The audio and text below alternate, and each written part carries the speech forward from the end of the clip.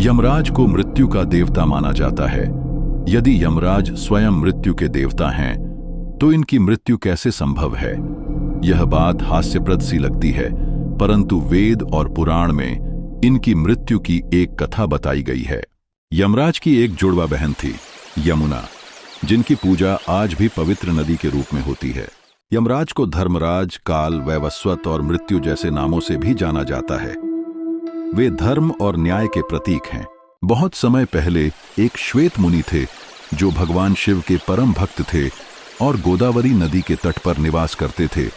जब उनकी मृत्यु का समय आया तो यमदेव ने उनके प्राण लेने के लिए मृत्युपाश को भेजा, लेकिन श्वेत मुनि अभी प्राण नहीं त्यागना चाहते थे, तो उन्होंने महामृत्युंजय मंत्र का जाप करना शुरू कर दिया। जब मृत्युपाश श्वेत मुनि के आश्रम में पहुंचे तो देखा कि आश्रम के बाहर भैरव बाबा पहरा दे रहे हैं। धर्म और दायित्व में बंधे होने के कारण जैसे ही मृत्युपाश ने मुनि के प्राण हरने की कोशिश की, तभी भैरव बाबा ने प्रहार करके मृत्युपाश को मूर्छित कर दिया। वह जमीन पर गिर पड़ा और उसकी मृत्यु हो गई। यह देखकर यमराज अत्यंत क्रोधित हो गए और स्वयं आकर भैरव बाबा को मृत्युपाश में बांध लिया।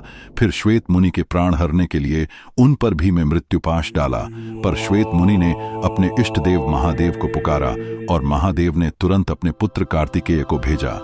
कार्तिकेय के पहुंचने पर कार्तिकेय और यमदेव के बीच घमासान युद्ध हुआ।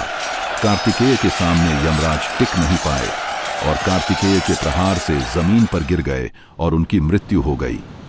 भगवान सूर्य को जब यमराज की मृत्यु का समाचार लगा तो वह विचलित हो गए। ध्यान लगाने पर ज्ञात हुआ कि उन्होंने भगवान शिव की इच्छा के विपरीत श्वेत मुनि के प्राण हरने चाहे थे। इस कारण यमराज को भगवान भोले के क्रोध को झेलना पड़ा। यमराज सूर्यदेव के पुत्र हैं और इस समस्या के समाधान के लिए सूर्यदेव भगवान विष्णु के पास गए। भगवान विष्णु ने भगवान शिव की तपस्या करके उन्हें प्रसन्न करने का सुझाव दिया।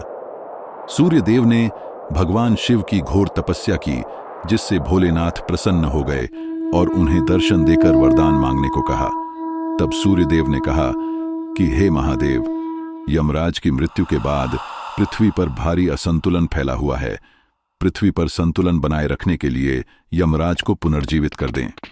भगवान शिव ने नंदी से यमुना का जल मंगवाकर यमदेव के पार्थिव शरीर पर छिड़का, जिससे वो पुण्य जीवित हो गए। अगर आपको यह कथा पसंद आई हो तो वीडियो को लाइक करें, कमेंट करें और हमारे चैनल को सब्सक्राइब करना न भूलें। अगली कथा में फिर मिलेंगे। जय श्री राम।